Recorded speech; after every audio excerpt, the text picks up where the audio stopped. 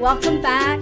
Michelle O'Neill with O'Neill Wasaki. We're bringing you the basics of dads in custody in Texas webinar today. We're on the fourth segment of this webinar, Winning Strategies for Fathers.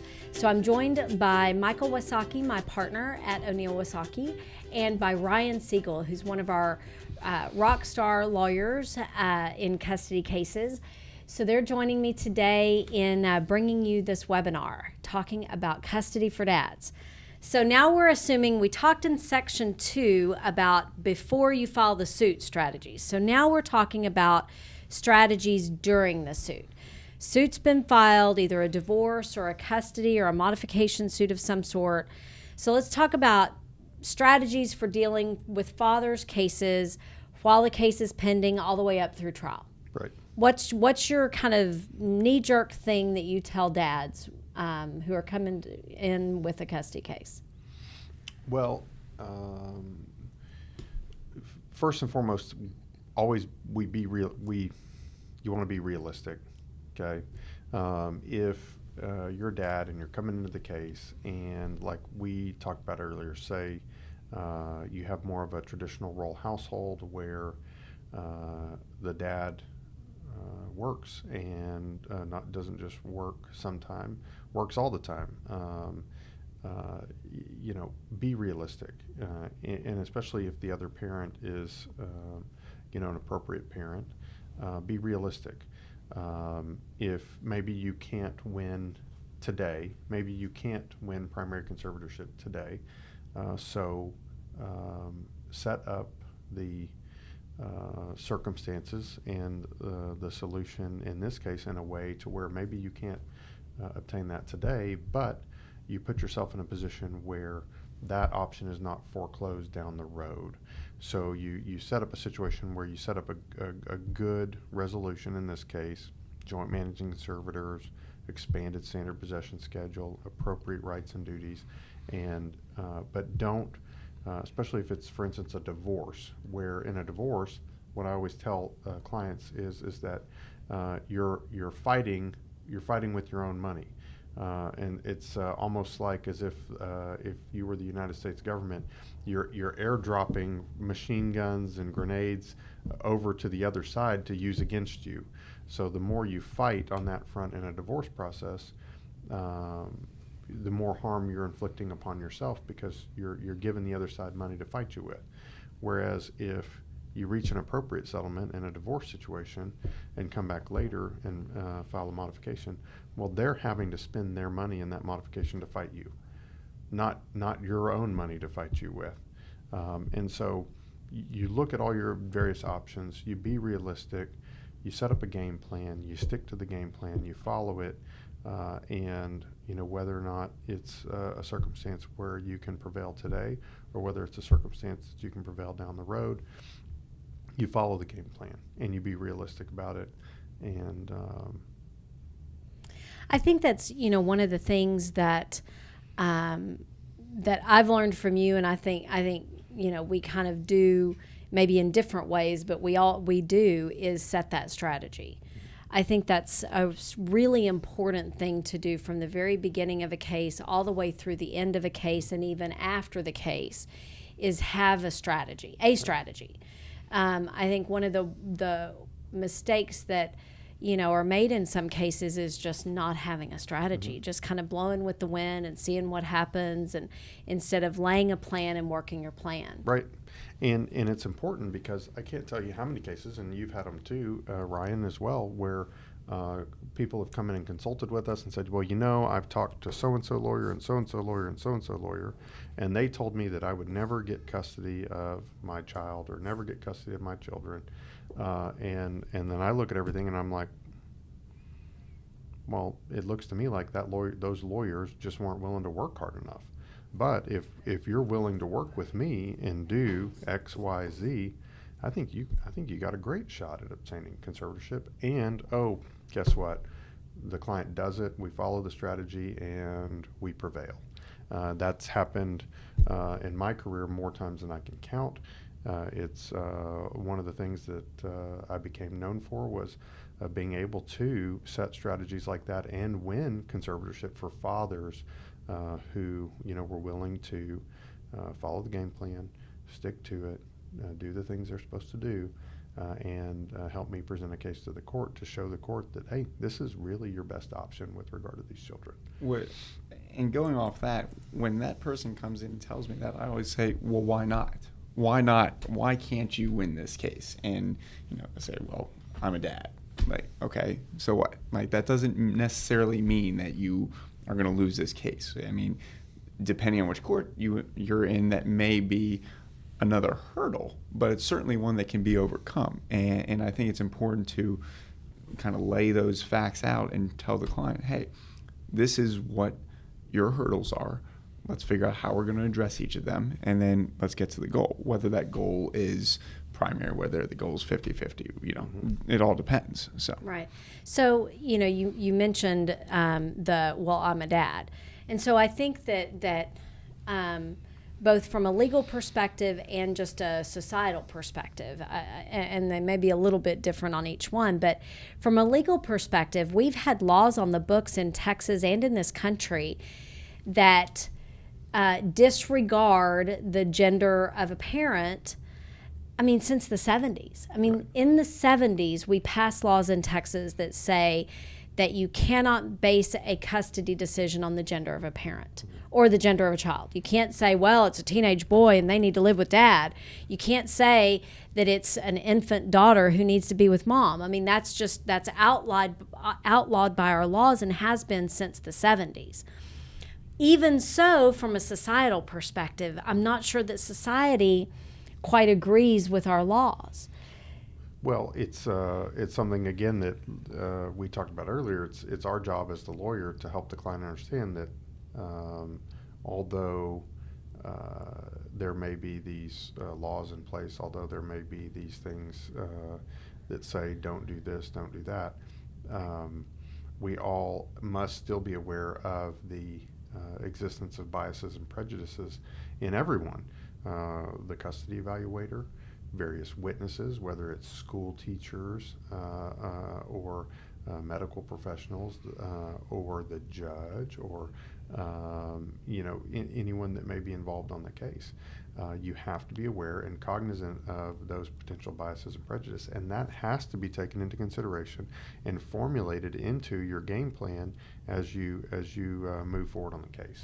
And so I know one of the things that we've done in some of the custody cases we've handled together would be, if you're representing a dad, make sure that one of your witnesses, at least somewhere in the case, is a mom of children that are friends, that can come in and say good things about your dad client. Sure. Or female school teachers or otherwise. That's right. Yeah. I in the last jury trial that I had, we put on the stand, and we represented dad, we put his ex-wife, they had a child together, and she testified on his behalf. And that was huge, because you had a seemingly neutral person who was a female, a mom who had co-parented with this guy, and she said, this guy is a great dad, had glowing things to say about my client. Now, obviously, not everyone's going to have that good of a relationship, but having that witness on there was certainly very beneficial in that trial. I think in the last jury trial that Michael and I tried, for me at least, to me, the winning point in the trial was when his mother testified.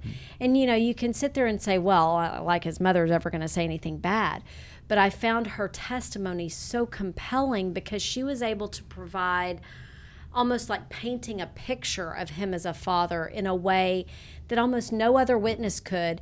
And he couldn't even paint the picture of himself as effectively as she did. And so I felt like in that jury trial, when she literally turned to the jury, and the jury was more women than men, and looked at them as a mom herself and as the grandmother of the children, and just eloquently painted this picture of him as a father. I felt like that was one of the winning moments of the entire trial. Correct. Yeah. For me. And I had a similar experience. The first jury trial that I tried on my own, everyone was against our guy. The guardian ad litem was against him. The CASA, the court-appointed special advocates, they had recommended that the child be placed with mom.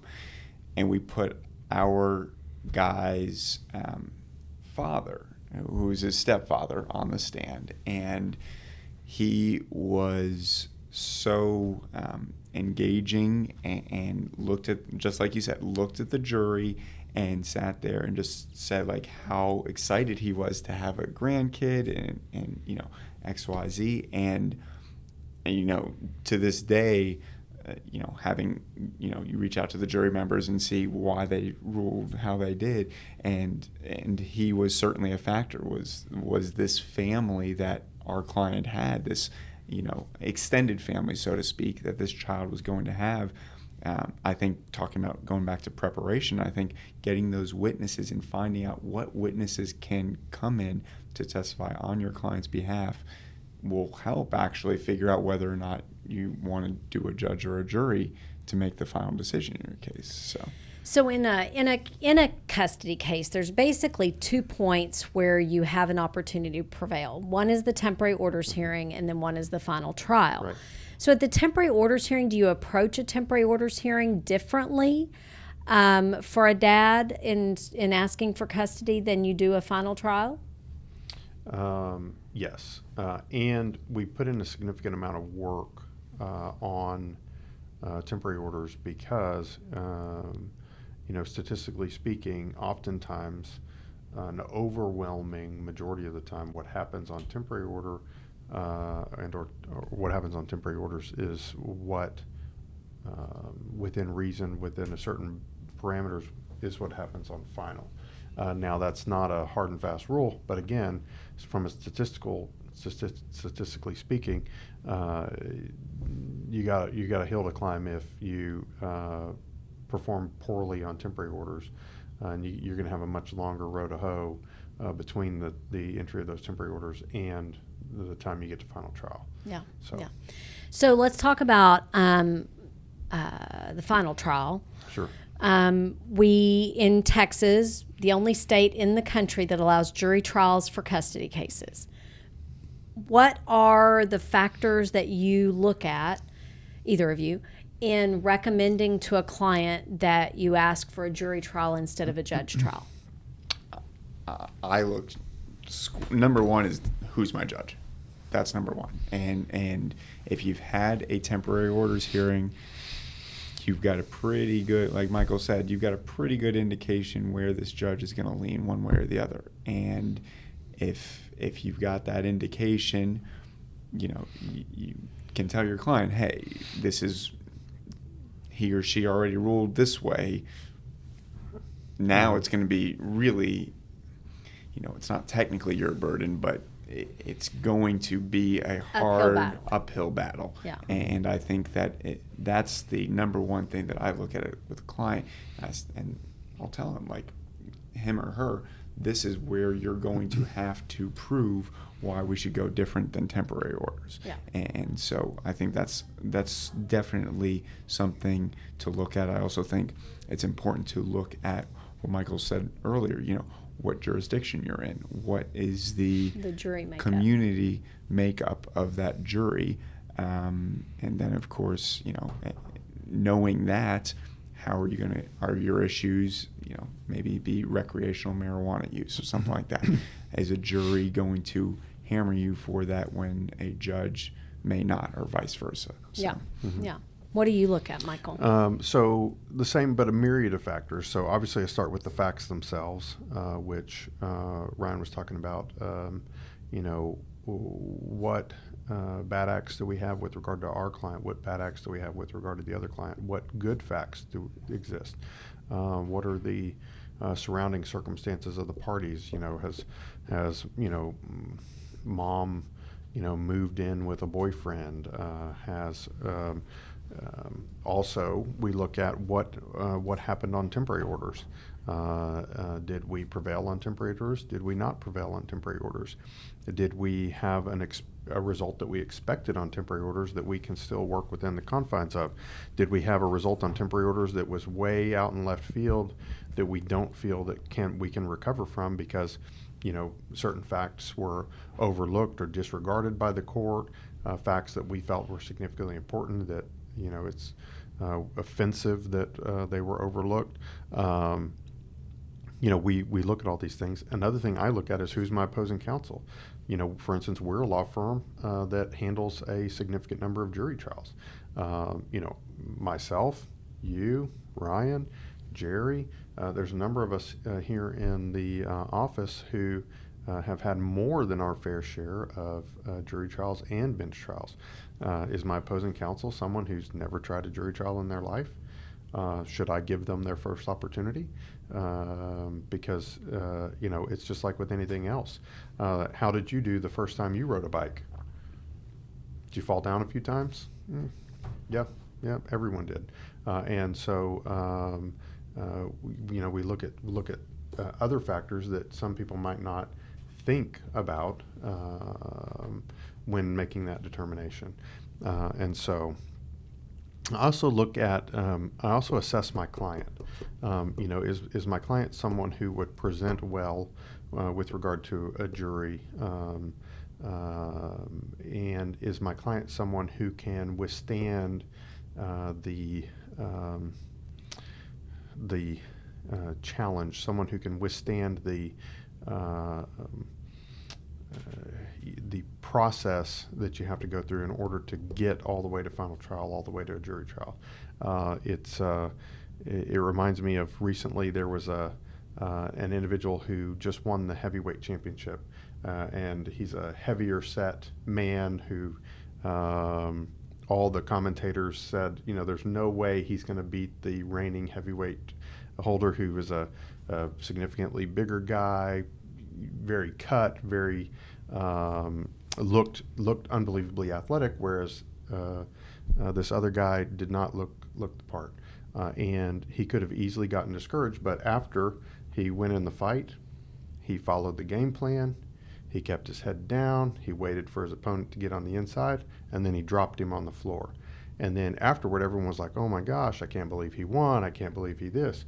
Well, then the news station started playing the videos of him doing his preparation, his pre-fight workouts, his pre-fight training. He may have looked visually like a big, heavy-set guy who didn't have a prayer shot in hell at winning, but in reality, the man had put in the work.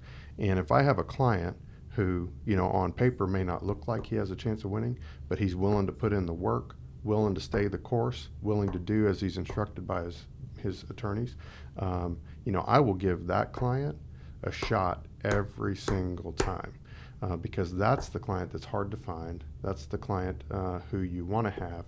And when you get that client, anything's possible. Yeah. Anything. So, I think I approach the question of jury versus non-jury just a little bit differently, maybe than anybody else. But I find that increasingly over the last many years, juries are particularly enamored with good dads. Like the normal bias that we think of that, it's all going to be about the mom and moms ought to have custody. While that is there, I find that when you've got a dad that's a really good dad, that's doing all the right things, a lot of times juries, men and women, are just enamored with them, almost like they're a unicorn, and like they've never seen such a thing. And so whenever I'm looking at that jury versus non-jury question, one of the things that I'm looking at is this dad's story one that I can tell and that it's compelling? Mm-hmm. Can you get up there in front of the jury and just, sell this guy's story to the jury? Because I think a lot of times that same kind of mindset is juries expect certain things from moms. And a lot of times juries are going to, especially women on jury panels, are going to judge women moms more harshly, a little bit more harshly. And then I think they're also going to give a good dad a little bit of an easier road than maybe a judge would, because judges sit there and they see these things all day, every day.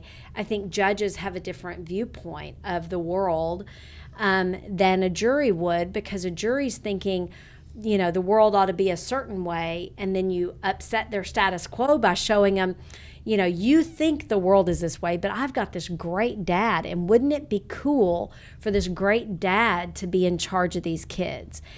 And I actually am finding that juries are liking dads and are ruling for dads more than you would have ever thought possible. I will 100% agree with that, especially with the women jurors are much more critical of moms. Yeah, I think women are critical of women. Right. You know? I agree. And seeing, I mean, I've seen it firsthand and if you, depending on what your issues are, so Michael was talking about, you know, the good and the bad of the case. Sure. If you can, I would just put it as adultery, right? If you have a woman who has committed adultery, the women on that jury are going to hate her. Yeah, they're going to be much more critical. A judge is going to say, yeah, it's 2019, yeah. Especially if you're in a more liberal county. Yeah. Okay, I see that all the time.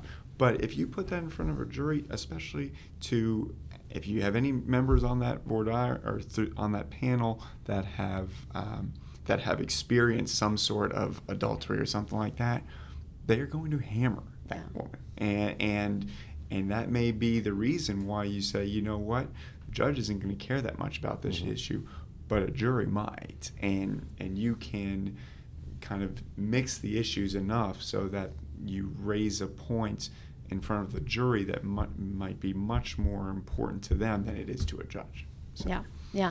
Don't you think your theme, if you're approaching a jury trial from anybody's standpoint, but especially a dad's standpoint, don't you think your theme of the case like can make or break you? Like having a good theme, having a good story to sell? Of course. So what are some approaches that you have to figuring out what your theme is? Well, it's always fact intensive, but you want to give the jury something that they're going to remember when they leave for the day, pack up, and go home. For instance, in our recent jury trial that we had out in West Texas, we gave the jury the theme that mom just wasn't ready. Mom wasn't ready to be a parent, much less the primary parent. And I think we said it in the positive that our client was ready. That's right. Dad is ready. That's right. And there was an alliteration with that, and they could take that home with them. Yeah. And it's the same thing. So the jury, we weren't telling the jury, mom's the worst person on the planet. She's a terrible mother. Nope. Look, guys, it's just this simple. She's just not ready. Dad's ready. She's just not ready. And when you give them a theme like that, it's easy for them to look at the evidence and be like, she's not ready. Yeah. Like, she's not ready for this. Yeah. So the trial that I had where everyone was against my guy, and this would go, especially going back to our custody evaluations. If you have a custody evaluator who's against your guy, our theme was in that from voir dire to closing argument was give him a chance. And, mom had her chance, and she had screwed that up. And my guy just wanted a chance because no one was giving him a chance. And, through cross-examination of all the, you never gave him a chance, did you? Of course, no. And it was proven and throughout the case. And I think the jurors even said like that they wanted to give this guy a chance because no one else had. And Isn't that the best feeling whenever the jury at the end of the trial repeats your theme back to you? Right. Yeah. Yeah. I mean, and that guy, and he had the cards stacked against him because everyone was testifying against him except for, his stepdad, which was, probably a game changer. Yeah. So do you feel like when you're approaching a judge trial that you have to present the evidence differently? Of course. So how do you think that affects presentation if you're presenting to a judge? Courts oftentimes will not want to disrupt the standard order of things. So if there's an ad litem, or there's a social study, or there's something like that makes a recommendation one way or another, it's real easy for the court to get stuck in the rut of like Ryan said, of not giving the other parent a chance, not actually taking the kind of the goggles off and looking at the totality of the circumstances. It's real easy for the court to be like, okay, I'll just hang my hat right here because that's the easiest path to go down. And so you have to be much more aggressive with the court in circumstances like that, so that the court doesn't just hang their hat on the easy peg. Juries, I find, are much more willing and open to paying attention to a theme, paying attention to other witnesses other than your standard experts that the court may give more weight than other witnesses. I've been doing this a long time, and that's one of the things that I've seen change over time, is that in the past, I think society in general and juries in particular more relied on experts. You had to focus on who is your expert. Do you have the custody evaluator? Do you have the physician? Do you have the police officer? Kind of these quote unquote revered experts. In the past, I think juries relied on those more. But what I'm seeing with jury trials that we've all been trying recently is that the juries seem to be more concerned with what the everyday witness says and less about the expert. They seem to be discounting what the custody evaluator says, or what these so-called, like, the physicians or the whatever, and more listening to the guy next door, who or the mother or the friend, or the soccer mom whose kid's on the same team. Like, they seem to be putting more weight in that. I find that to be very fascinating in changing kind of the kaleidoscope of how you approach a jury trial and how you approach a judge trial, because I think judges are exactly the opposite of that. I think whenever I was a young lawyer just starting out trying jury trials, I think judges were more likely to listen to kind of the regular old witnesses. And I think now, maybe because most of the judges we practice in front of are overworked and have heavy dockets and don't have a whole lot of time to give to any particular case, I feel like judges are just more inclined to appoint a custody evaluator or appoint a amicus attorney or an ad litem attorney. And then, like you said, just go on the easy peg. And, the amicus recommends X, so that's what I'm going to do, without actually putting judicial function and judicial brain into making the hard decisions. Sure. And I find that very frustrating in trying judge trials right now. Well, and again, it all makes sense. A court may hear, half a dozen, or a dozen plus final trials in a month. Whereas those jurors, that's the first one they may have ever listened to in their whole life. So they're going to pay attention to all the little details. And you never know with a jury what little detail is going to be the deciding factor. And that's the good and the bad of a jury trial, right? The unpredictability of it, because they may focus on something that you never even expected. That's right. And going off that, what jurors have told me, like, how interesting it was and how invested they were. Every jury that I have spoken with has said, we really hope that we thought about the child, and we really hope that this child goes on to do great things, and we hope that mom gets better, or that right. And they take it so seriously, because this is probably the only time in their lives they'll be able to make this sort of decision and be involved in the process. And I mean, they are invested, whereas judges, may at some point kind of get numb to the process, if you will. So I think that's true. I mean, I can't think of the last time I saw a judge shed a tear over a custody case that I tried, but I can tell you every jury that I've ever tried a custody case in front of, at least one of the jurors, if not multiple, shed tears over having to make such a tough decision. That's right.